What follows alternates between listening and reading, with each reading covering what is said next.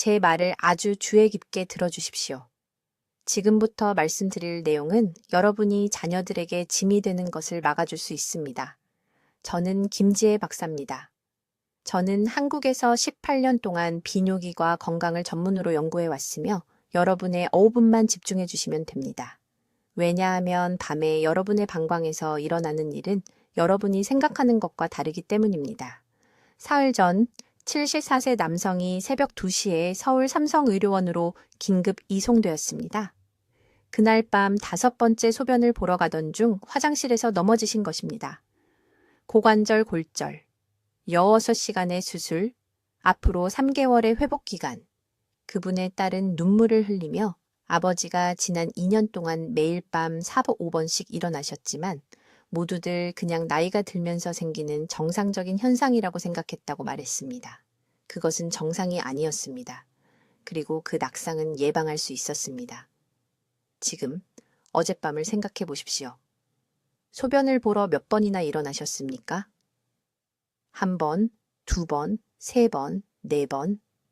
만약 답이 1번 이상이라면 여러분의 몸은 뭔가 심각하게 잘못되었다고 비명을 지르고 있는 것입니다. 그리고 장담하건대 이것은 자기 전에 물을 너무 많이 마신 것과는 아무 관련이 없습니다. 저는 이런 패턴이 한국에서 수천 명의 환자들의 삶을 파괴하는 것을 봐왔습니다. 끊임없는 수면 방해, 모든 화장실 위치를 알아야 하기 때문에 여행하는 것에 대한 두려움, 매일 밤 배우자를 여러 번 깨우는 것에 대한 당혹감, 2시간 이상 중단 없는 수면을 취하지 못하기 때문에 하루 종일 따라다니는 피로감. 하지만 저를 가장 두렵게 만드는 것은 병원 기록에서 보는 것들입니다. 넘어져서 뼈가 부러진 환자들, 만성 수면 부족으로 심각한 우울증이 생긴 환자들, 몸이 절실히 필요로 하는 깊은 회복 수면을 전혀 취하지 못해 당뇨병과 혈압이 통제 불능 상태가 된 환자들. 여기 아무도 여러분에게 말해주지 않는 것이 있습니다. 여러분의 방광은 문제가 아닙니다. 방광은 사실 피해자입니다. 18년간의 임상 실습과 연구 끝에 저는 야간 배뇨에 대해 제가 알고 있다고 생각했던 모든 것을 바꾼 무언가를 발견했습니다. 진짜 범인은 여러분의 소화기관에 있습니다. 구체적으로 말하면 위장이 적절한 효소를 생성하고 체액을 제대로 조절하지 못하는 것입니다. 이것은 장과 신장 사이의 의사소통 경로에서 연쇄적인 고장을 만듭니다. 이 경로가 고장나면 신장은 정확히 잘못된 시간에 과도한 소변을 생성합니다. 밤에 여러분이 절실히 잠을 자야 할 때. 이것의 의학 용어는 야간 요증이지만 복잡한 용어에 빠지지 않았으면 합니다. 여러분이 알아야 할 것은 이것입니다. 소화 효소가 부족하면 몸의 체액 조절이 혼란스러워집니다. 위장이 신장에 제대로 신호를 보낼 수 없습니다. 그 결과는 여러분이 쉬려고 할 때 밤새 방광이 여러 번 가득 찹니다. 이제 더 나아가기 전에 여러분이 아마 이미 시도해본 것들에 대해 말씀드려야겠습니다. 저녁 6시 이후에 물 마시는 것을 줄이셨을 것입니다. 밤에 카페인과 술을 끊으셨을 것입니다. 자기 직전에 반드시 화장실에 가셨을 것입니다. 그런데 아무것도 효과가 없었죠. 그렇지 않습니까? 당연합니다. 왜냐하면 원인이 아닌 증상을 치료하고 계셨으니까요. 제가 지금부터 여러분과 공유할 것은 소화관의 근본 문제를 해결하는 특정 영양 프로토콜입니다. 이것은 약물에 관한 것이 아닙니다. 비싸지도 않습니다. 이것은 잠자리에 들기 2시간 전에 정확한 방법으로 섭취하는 2가지 특정 음식에 관한 것입니다. 이 음식들은 함께 작용하여 위장의 효소 균형을 회복시키고 야간 소변 생성을 조절하는 장 신장 신호 경로를 재설정합니다. 저는 밤에 5번 일어나던 환자들이 3주 안에 그 횟수를 1번, 심지어 0번으로 줄이는 것을 봤습니다. 저는 사람들이 수면, 활력, 그리고 존엄성을 되찾는 것을 봤습니다. 제 말을 아주 주의 깊게 들어주십시오. 저는 73세이며 여전히 화장실에 한 번도 가지 않고 밤새 잠을 잡니다. 하지만 15년 전에는 매일 밤 4번, 때로는 5번씩 일어났습니다. 지쳐 있었습니다. 건강이 악화되고 있었습니다.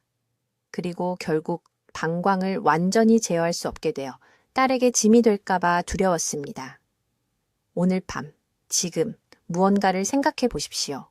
어젯밤에 소변을 보러 몇 번이나 일어나셨습니까? 한 번, 두 번, 세 번, 그 이상? 여러분이 일어나는 매 순간마다 소중한 수면을 잃고 있는 것입니다. 몸은 스스로 치유할 수 없습니다. 뇌는 독소를 제거할 수 없습니다. 심장은 스트레스를 받습니다. 그리고 아무도 여러분에게 말해주지 않는 것이 있습니다. 만약 매일 밤 2번 이상 일어나신다면 그냥 피곤한 것이 아닙니다. 심각한 신장 손상, 위험한 혈당 불균형, 그리고 어둠 속에서 넘어져 고관절이 부러질 위험이 극적으로 증가하는 쪽으로 걸어가고 있는 것입니다. 한국에서는 매년 수백 명의 노인들이 야간 화장실 이동 중 낙상으로 목숨을 잃습니다. 어지럽습니다. 서두릅니다. 미끄러집니다. 한 번의 낙상으로 독립성이 영원히 사라집니다. 자녀들이 그들을 돌보기 위해 직장을 그만둬야 합니다. 이것은 사소한 불편함이 아닙니다. 이것은 명백히 드러나 있는 생명을 위협하는 위기입니다. 제 이름은 김지혜 박사입니다. 저는 서울과 부산의 주요 병원들에서 8년 동안 비뇨기과 건강을 연구해 왔습니다. 그리고 제가 발견한 것은 저를 깊이 충격에 빠뜨렸습니다. 진짜 문제는 방광이 아닙니다. 전립선도 아닙니다. 심지어 신장도 아닙니다. 숨겨진 범인은 소화기관, 구체적으로는 위장입니다. 이것을 가능한 한 가장 간단한 방법으로 설명하겠습니다. 위장이 충분한 소화 효소를 생성할 수 없을 때 몸은 하루 동안 섭취한 음식과 액체를 제대로 분해할 수 없습니다. 이것은 신장이 밤에 필사적으로 걸러내야 하는 과도한 체액을 만듭니다. 방광이 빠르게 반복해서 가득 차서 여러분을 깨웁니다. 저녁에 물을 덜 마시는 것이 해결책이라고 생각하지만 실제로는 그렇게 하면 문제가 더 악화됩니다. 왜냐하면 몸에 수분이 부족해지고 소변이 농축되어 방광을 더욱 자극하기 때문입니다. 진실은 이것입니다. 여러분의 위장이 제대로 기능할 수 있도록 도와달라고 간청하고 있는 것입니다. 그리고 그렇게 해주면 단 7일에서 10일 이내에 야간 배뇨가 극적으로 감소할 것입니다. 저는 우연히 이 연관성을 발견했습니다. 서울 삼성의료원의 한 환자분이 저를 찾아왔습니다. 그분의 성함은 박 씨였고 70세의 은퇴한 우체국 직원이셨습니다. 그분은 매일 밤 6번씩 소변을 보고 계셨습니다. 모든 약을 다 써보셨지만 아무것도 효과가 없었습니다. 실수가 두려워 성인용 기저귀를 착용하고 계셨습니다. 그분의 부인께서 제게 남편이 우울해지고 사람들을 피하게 되었다고 말씀하셨습니다. 저는 박 씨에게 모든 것을 바꾼 간단한 질문 하나를 했습니다. 식사 후에 위장 불편감이 있으신가요? 배에 가스가 차나요? 트림을 자주 하시나요? 그분은 놀란 표정으로 네, 항상 그렇다고 대답하셨습니다. 그것이 바로 결정적인 단서였습니다. 저는 그분에게 아주 구체적인 처방을 내렸습니다. 매일 저녁 잠자리에 들기 정확히 2시간 전에 발효된 파파야 작은 그릇에 으깬생 호박씨 1스푼을 섞어서 드시도록 했습니다. 그게 전부입니다. 복잡하지도 않고 비싸지도 않습니다. 발효된 파파야에는 위장이 음식을 완전히 분해하도록 돕는 천연 효소가 들어 있습니다. 호박씨는 방광 근육을 이완시키고 장과 신장 사이의 소통 경로를 지원하는 마그네슘을 제공합니다. 2주 만에 박 씨는 밤에 화장실을 한 번만 가게 되었습니다. 6주 만에 그분은 한 번도 깨지 않고 밤새 주무셨습니다. 그분의 부인께서 감사의 눈물을 흘리며 제게 전화하셨습니다. 그분은 성인용 기저귀를 버렸습니다. 친구들과 다시 외출을 시작했습니다. 활력이 돌아왔습니다. 이것은 기적이 아닙니다. 이것은 너무 오랫동안 무시되어 온 과학입니다. 이제 주의 깊게 들어보세요. 제가 이제 말씀드릴 내용은 야간 배뇨에 대한 여러분의 이해를 완전히 바꿔놓을 것입니다. 수십 년 동안 의사들은 여러분에게 잘못된 조언을 해왔습니다. 저녁 6시 이후에는 물 마시는 것을 멈추라고 말합니다. 단지 노화로 인해 방광이 약해지는 것일 뿐이라고 말합니다. 매일 밤 4번이나 5번씩 깨는 것을 정상으로 받아들이라고 말합니다. 하지만 제가 지금 분명히 말씀드립니다. 이것은 완전히 잘못되었습니다. 진짜 문제는 방광에 있는 것이 전혀 아닙니다. 진짜 문제는 위장에 숨어 있으며 매일 밤 여러분의 수면을 파괴하고 있습니다. 가능한 한 가장 간단하게 설명해 드리겠습니다. 여러분의 소화 시스템과 비뇨 시스템은 대부분의 의사들이 완전히 무시하는 경로를 통해 연결되어 있습니다. 위장이 충분한 소화 효소를 생성하지 못하면 몸은 하루 동안 섭취한 수분을 제대로 처리할 수 없습니다. 이렇게 처리되지 않은 수분은 장벽을 통해 제대로 흡수되지 않습니다. 대신 체내에 축적되어 밤새 방광에 엄청난 압력을 가합니다. 이렇게 생각해 보세요. 소화관을 배수 시스템이라고 상상해 보십시오. 배수 시스템이 제대로 작동하면 물이 원활하게 흐르고 필요한 곳에 흡수됩니다. 하지만 위산이 약하고 소화 효소가 고갈되면 그 배수 시스템이 막힙니다. 수분은 갈 곳이 없어서 축적되고 방광을 직접 압박하게 됩니다. 이것이 새벽 1시에 깨고 다시 3시에 깨고 또다시 5시에 깨는 이유입니다. 여러분의 몸은 필사적으로 압력을 해소하려고 하는 것입니다. 여기서 이 상황을 더욱 위험하게 만드는 것이 있습니다. 밤에 소변을 보기 위해 깰 때마다 깊은 수면 주기가 단절됩니다. 깊은 수면은 몸이 손상된 세포를 복구하고 면역 체계를 강화하며 뇌에서 독소를 제거하는 시간입니다. 밤마다 깊은 수면을 잃으면 몸 전체가 빠르게 악화되기 시작합니다. 혈압이 불안정해집니다. 기억력이 약해집니다. 균형 감각 시스템이 제대로 쉬지 못하기 때문에 넘어질 위험이 극적으로 증가합니다. 저는 서울과 부산에서 18년간의 임상 경험을 통해 이 패턴이 수많은 환자들의 건강을 파괴하는 것을 보았습니다. 그들은 지치고 좌절한 채로 저를 찾아왔고 60세의 성인용 기저귀를 착용하고 있었습니다. 더 이상 방광을 믿을 수 없었기 때문입니다. 자녀들은 걱정하고 있었습니다. 삶의 질이 완전히 무너졌습니다. 그리고 가장 나쁜 것은 아무도 이 악몽을 실제로 일으키는 원인에 대한 진실을 말해주지 않았다는 것입니다. 해결책은 방광에 있지 않습니다. 해결책은 소화 효소 생성을 회복하고 장의 자연스러운 수분 조절 시스템을 지원하는 것입니다. 위장이 적절한 소화 효소를 생성하면 장 내벽이 하루 종일 수분을 제대로 흡수할 수 있습니다. 이 흡수가 제대로 작동하면 신장은 야간 소변 생성을 줄이라는 적절한 신호를 받습니다. 이것은 의과대학에서 가르치는 기본 생리학이지만 어떻게든 의사들은 이것을 야간 ben뇨 문제에 적용하는 것을 잊어버립니다.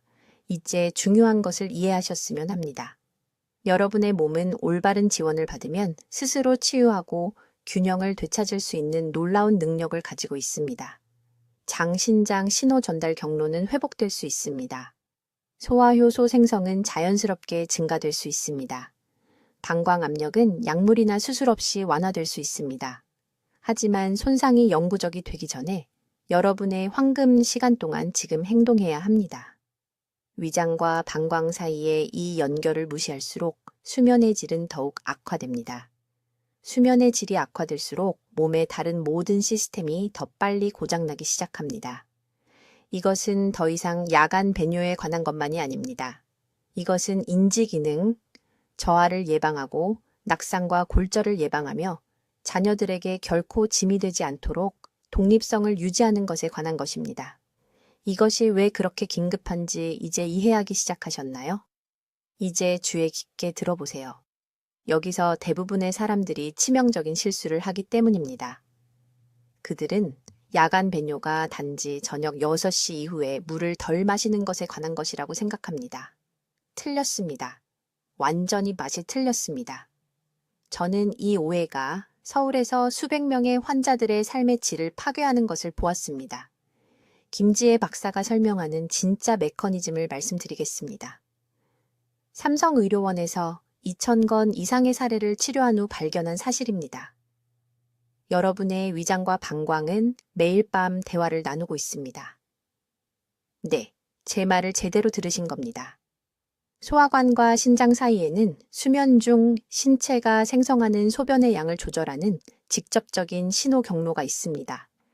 효소 결핍으로 인해 위장이 음식을 제대로 분해하지 못하면 소화되지 않은 입자들이 장관에 몇 시간 동안 머물게 됩니다. 신체는 이것을 독성으로 해석합니다. 신체는 당황합니다. 그러면 어떻게 할까요? 독이라고 생각하는 것을 씻어내기 위해 과도한 수분으로 신장을 범람시킵니다. 이것이 바로 밤에 4번, 5번, 심지어 6번이나 깨는 이유입니다. 발효 파파야 추출물이 효과가 있는 이유는 노화되는 위장이 충분한 양으로 생산을 중단한 파파인이라는 특정 효소를 함유하고 있기 때문입니다. 60세 이후에는 천연 파파인 생성이 70% 감소합니다. 70%입니다. 이것은 작은 감소가 아닙니다. 소화 효율에 치명적입니다. 잠자리에 들기 2시간 전에 발효 파파야를 섭취하면 위장이 누워있기 전에 저녁 식사를 완전히 소화하는 데 필요한 것을 정확히 제공하는 것입니다. 하지만 아무도 말해주지 않는 부분이 있습니다. 파파야만으로는 충분하지 않습니다. 마그네슘이 풍부한 호박씨와 함께 섭취해야 합니다. 왜일까요? 마그네슘이 방광벽의 근육 긴장도를 조절하기 때문입니다. 방광을 풍선이라고 생각해 보세요. 고무가 약하고 축 늘어져 있으면 소량의 소변도 압력을 만들어 잠에서 깨게 됩니다. 마그네슘은 방광벽 근육을 강화하여 밤새 더 편안하게 소변을 담을 수 있게 합니다. 김 박사는 임상실험에서 이것을 측정했습니다.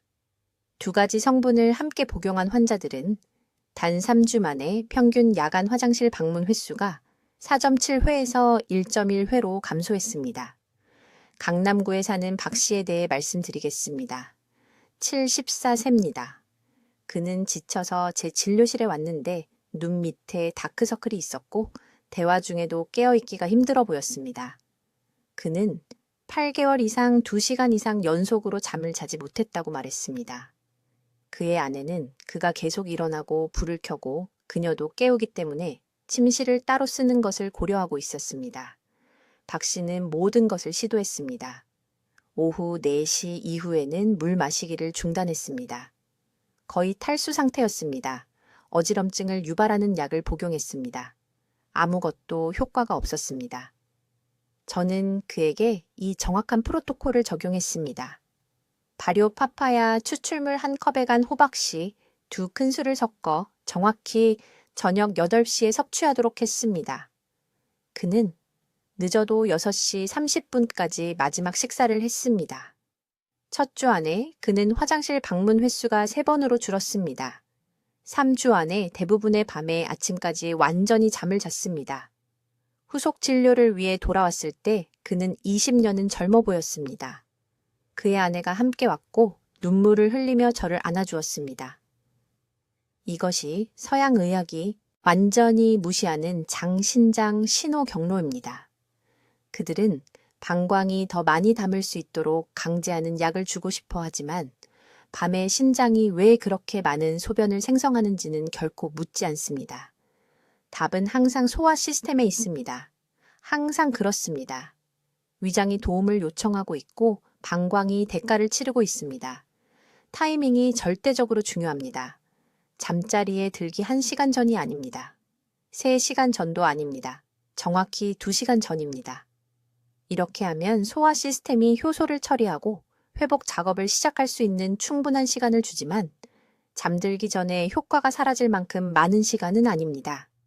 이제 여기 서울대학교 병원에서 제 환자들의 삶을 변화시킨 정확한 프로토콜을 공개하겠습니다.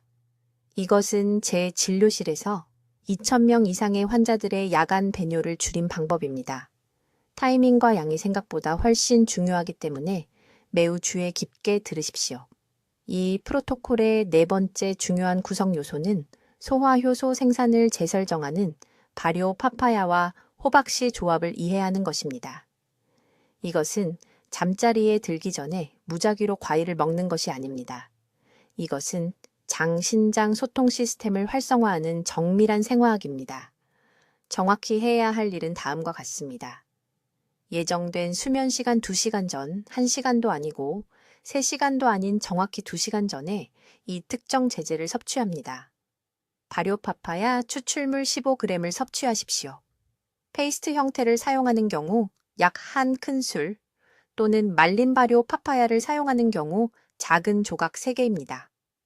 왜 발효인가요? 발효 과정이 파파인 효소를 노화되는 위장이 실제로 흡수할 수 있는 더 작은 분자로 분해하기 때문입니다. 일반 신선한 파파야는 같은 방식으로 작동하지 않습니다. 발효가 중요합니다. 파파야와 함께 생호박씨 20g을 섭취합니다. 약 2큰술 또는 약 30개의 개별 씨앗입니다. 한 입당 최소 20번 이상 철저히 씹어야 합니다. 통째로 삼키면 전체 목적이 무산됩니다. 호박씨의 마그네슘은 씨앗 구조 안에 갇혀 있습니다. 타액과 철저한 씻기가 방출 과정을 시작합니다. 이 마그네슘은 발효 파파야의 효소와 결합되어 소화관의 올바른 리듬으로 더 많은 위산을 생성하라는 신호를 보냅니다. 이제 대부분의 사람들이 위험하게 잘못 이해하는 것이 있습니다. 그들은 이것이 잠자리에 들기 직전에 호박씨를 뿌린 큰 파파야 샐러드를 먹는다는 것을 의미한다고 생각합니다. 아니요. 그것은 문제를 더 악화시킬 것입니다. 음식의 양이 중요합니다. 식사를 하는 것이 아닙니다. 정밀한 약용 용량을 복용하는 것입니다. 총량은 손바닥에 들어가야 합니다. 너무 많은 음식은 밤새 방광을 압박하는 소화 압력을 만듭니다. 메커니즘은 이렇게 작동합니다. 수면 정확히 2시간 전에 위장이 이러한 특정 효소와 마그네슘을 받으면 누워있기 전에 완전한 소화 주기를 완료합니다. 이 소화 완료는 미주신경을 통해 신장에 신호를 보냅니다. 그 신호는 신장에게 수면 주기 동안 소변 생성을 줄이라고 알려줍니다. 이 신호가 없으면 신장은 계속해서 소변을 생성합니다. 주간 요금으로 밤새도록 작동합니다. 방광은 어쩔 수 없이 반복적으로 당신을 깨웁니다. 작년에 제 병원을 찾아온 강남에 사는 68세 퇴직교사 박 환자분 이야기를 들려드리겠습니다. 그분은 매일 밤 5번씩 깨어났습니다. 5번이나요? 끊임없는 움직임이 부인의 수면도 방해해서 부인은 따로 방을 쓰게 되었습니다. 그분은 모든 방법을 시도했습니다. 저녁 6시 이후로는 물을 마시지 않았습니다. 커피도 완전히 끊었습니다. 절박한 마음에 성인용 기저귀까지 시도했습니다. 아무것도 효과가 없었습니다. 저는 그분에게 바로 이 방법을 처방했습니다. 발효 파파야 12g, 호박씨 20g을 잠자리에 들기 정확히 2시간 전에 드시라고 했습니다. 일주일 만에 밤에 3번으로 줄었습니다. 3주 만에 1번만 깨게 되었습니다. 이 방법을 2달간 실천한 후 지금은 일주일에 나흘은 밤새 1번도 깨지 않고 주무십니다. 나머지 사흘은 단 1번만 깨십니다. 부인이 침실로 다시 돌아왔습니다. 지난달 그분은 이 간단한 변화가 자신의 존엄성을 되찾아 주었다고 말씀하셨습니다. 하지만 이것이 영구적으로 효과를 보려면 한 가지 중요한 요소를 더 추가해야 합니다. 파파야와 호박씨를 섭취한 후 30분 뒤에 미지근한 물, 정확히 150ml를 마셔야 합니다. 찬물이 아닙니다. 뜨거운 차도 아닙니다. 미지근한 맹물입니다.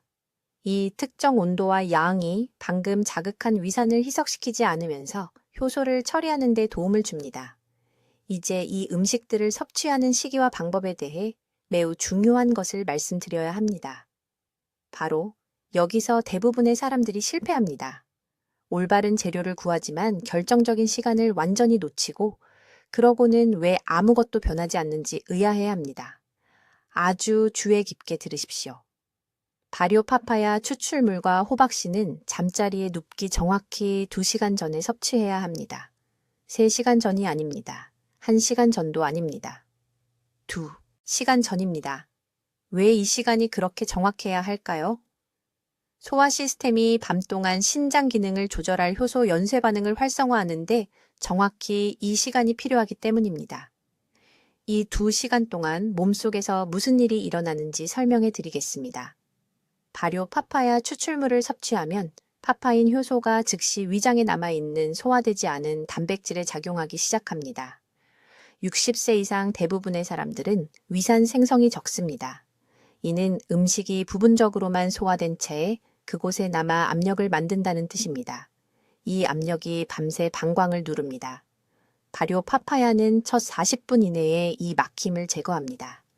그런 다음 40분에서 90분 사이에 호박씨의 마그네슘이 혈류로 흡수되기 시작합니다. 이 마그네슘은 신장으로 이동하여 수면 중 방광으로 여과되는 수분의 양을 조절하는 특정 수용체를 활성화합니다. 이 수용체 부위에 적절한 마그네슘이 없으면 신장은 밤에 너무 많은 소변을 생성합니다. 이것이 바로 기존 의학이 완전히 무시하는 연결고리입니다. 이제 정확히 사용해야 할 양을 알려드리겠습니다. 발효 파파야 추출물 3큰술을 드십시오. 신선한 과일이 아닙니다. 발효된 것이어야 합니다. 발효 과정이 효소 함량을 16배로 증가시키기 때문입니다. 이것을 생호박씨 한 줌과 섞으십시오. 한 줌은 본인의 손으로 주먹을 쥔 만큼으로 측정해야 합니다. 대부분의 사람들에게 이는 대략 30g입니다. 3가지 방법으로 섭취할 수 있습니다. 첫 번째 방법, 파파야 추출물을 호박씨와 소량의 미지근한 물과 함께 믹서에 넣어 걸쭉한 페이스트로 만듭니다. 숟가락으로 드십시오. 두 번째 방법, 파파야 추출물을 먼저 먹은 다음 호박씨를 철저히 씹습니다. 씨 하나당 최소 15번 씹으십시오. 세 번째 방법, 호박씨를 절구로 빻아 가루로 만든 다음 맛이 너무 강하면 소량의 꿀과 함께 모두 섞으십시오. 하지만 여기 모든 사람이 저지르는 중요한 실수가 있습니다. 이 혼합물과 함께 물을 너무 많이 마십니다. 최대 반 컵의 액체만 사용해야 합니다. 왜일까요? 요점은 수면 전에 시스템의 총 수분량을 줄이는 것이기 때문입니다. 이 치료법과 함께 물 한 컵을 가득 마시면 스스로를 방해하는 것입니다. 파파야와 씨앗은 효과를 보기 위해 최소한의 액체만 필요합니다. 이 혼합물을 섭취한 후에는 다른 것을 먹거나 마셔서는 안 됩니다. 아무것도요. 많은 사람들이 이 조합을 먹고 1시간 후에 차나 과일을 먹습니다. 이것은 효과를 완전히 파괴합니다. 위장은 이 특정 효소와 미네랄을 처리하는 데만 집중해야 합니다. 다른 음식은 연쇄 반응을 방해합니다. 일반 저녁 식사는 어떻게 할까요? 평소에 저녁 식사를 취침 최소 4시간 전에 하십시오. 그런 다음 2시간을 기다리십시오. 그 다음 파파야와 호박씨 혼합물을 섭취하십시오. 그런 다음 눕기 전에 2시간을 더 기다리십시오. 이것이 소화 시스템과 신장이 동기화되는 완벽한 리듬을 만듭니다. 준비에 관한 한 가지 중요한 세부사항이 더 있습니다. 호박씨는 생것이어야 하고 소금이 없어야 합니다. 볶은 씨앗은 마그네슘 분자가 손상되어 있습니다. 소금에 절인 씨앗은 갈증을 유발하여 물을 더 많이 마시게 합니다. 서울이나 지역의 어느 시장에 가서든 생호박씨를 구체적으로 요청하십시오. 가격이 저렴합니다. 작은 봉지 하나면 2주간 사용할 수 있습니다. 발효 파파야 추출물은 개봉 후 냉장고에 보관하십시오. 30일간 효능이 유지됩니다. 효소는 살아있는 화합물입니다. 열에 죽습니다. 절대 조리대에 두지 마십시오. 지금이 수면을 되찾을 황금 시간입니다. 내일 밤부터 이 정확한 지침을 따르십시오. 이제 충격적인 이야기를 하나 들려드리겠습니다. 밤에 화장실 가는 횟수가 개선되지 않는 진짜 이유는 저녁에 물을 얼마나 마시는지와는 전혀 관계가 없습니다. 지난 18년간 서울대학교 병원에서 수천 명의 환자를 진찰한 후 저는 진실을 발견했습니다. 위장이 방광에 고통 신호를 보내고 있는데 당신은 그것을 완전히 무시하고 있습니다. 제가 설명하려는 것을 주의 깊게 들으십시오. 소화 시스템과 비뇨 시스템은 대부분의 의사들이 결코 언급하지 않는 신호 경로를 통해 연결되어 있습니다. 위장이 음식을 제대로 소화하지 못하면 효소 부족으로 인해 장 내벽에 과도한 수분이 축적됩니다. 이 수분은 갈 곳이 없어서 몸은 유일하게 가능한 비상 경로를 통해 배출하려고 합니다.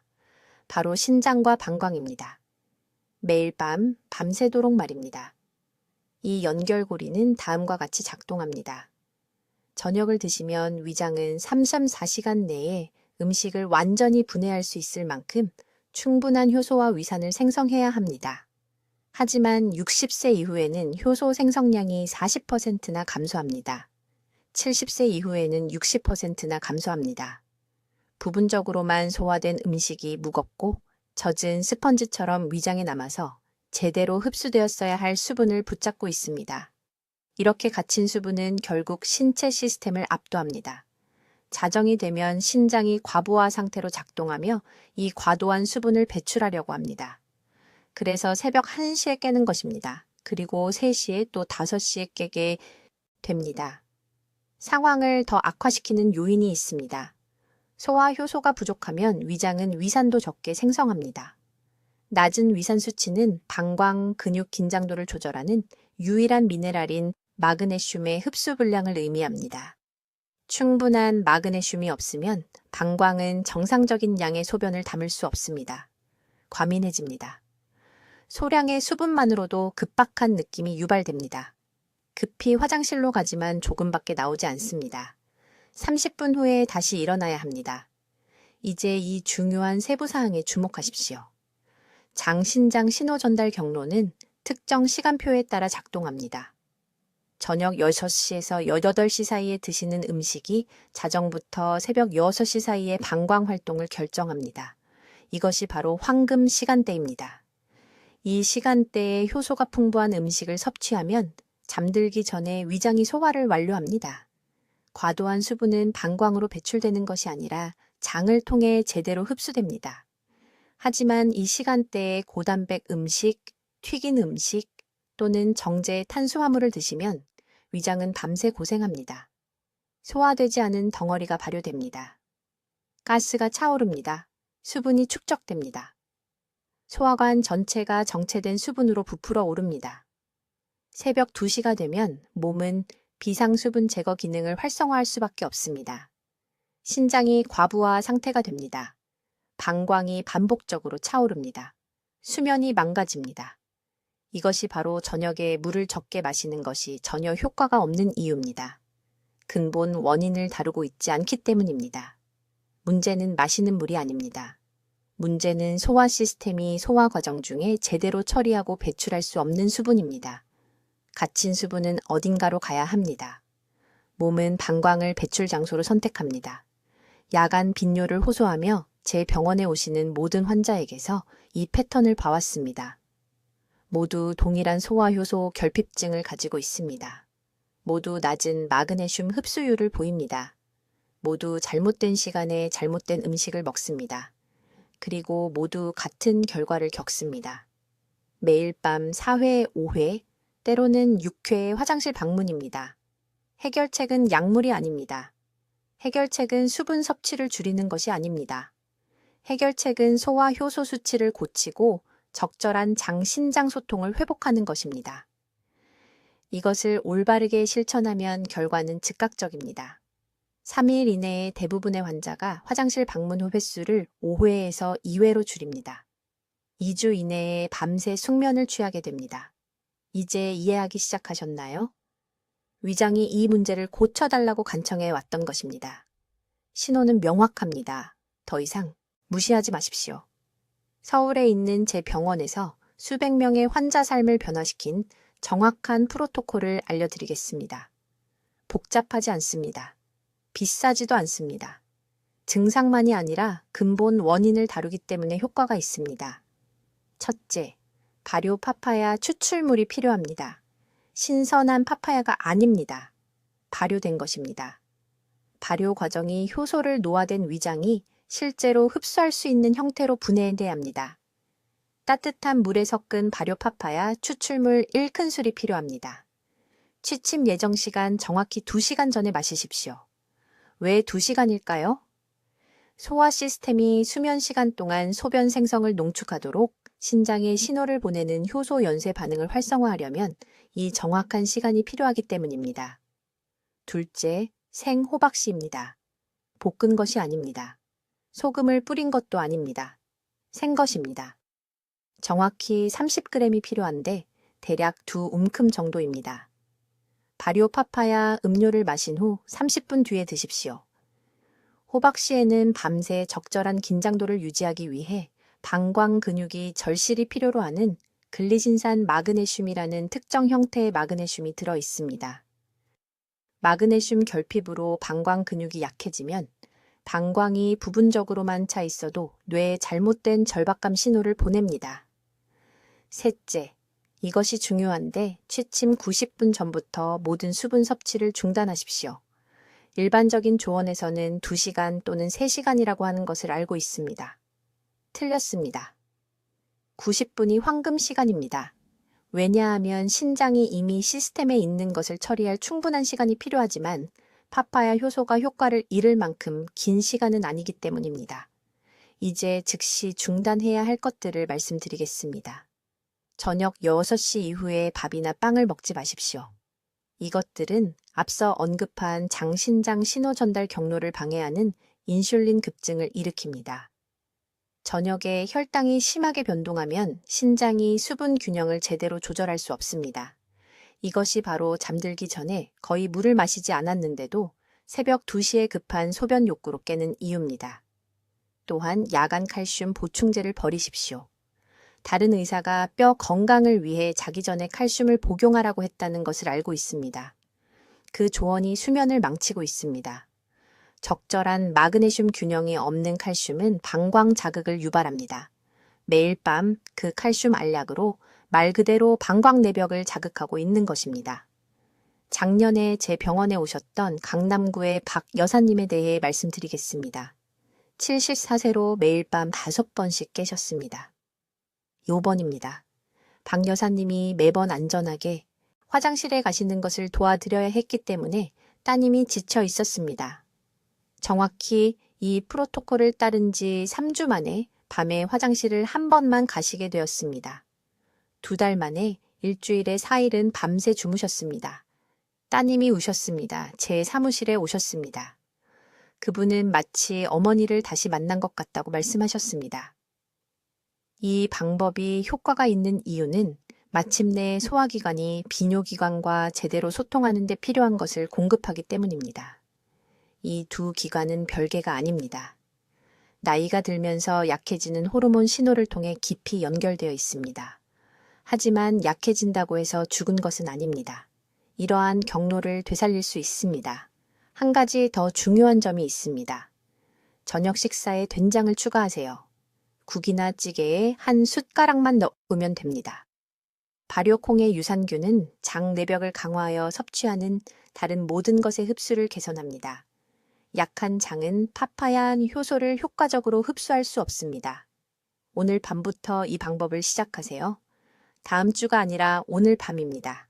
하루를 미루는 밤마다 또 한 번의 수면 방해, 또 하루의 피로, 그리고 어두운 화장실에서 넘어져 모든 것을 영원히 바꿔버릴 수 있는 사고의 한 걸음 더 가까워집니다. 이 정보가 희망을 주었다면 가족과 지역사회의 모든 분들과 이 영상을 공유할 도덕적 의무가 있습니다.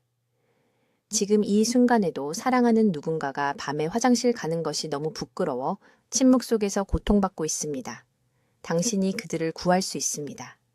지금 댓글에 입력하세요. 밤새 푹 잘 것입니다. 공개적으로 약속하세요. 선언하면 실천할 가능성이 훨씬 높아집니다. 저는 73살입니다. 이 연결고리를 연구하는 데 18년을 보냈습니다. 효과가 있는 해결책을 드리는 것입니다. 이제 여러분이 할 일은 간단합니다. 오늘 행동하세요. 댓글로 말씀해 주세요. 오늘 밤 발효 파파야와 호박씨 조합을 시도하시겠습니까? 아니면 먼저 한 가지 재료부터 시작하시겠습니까?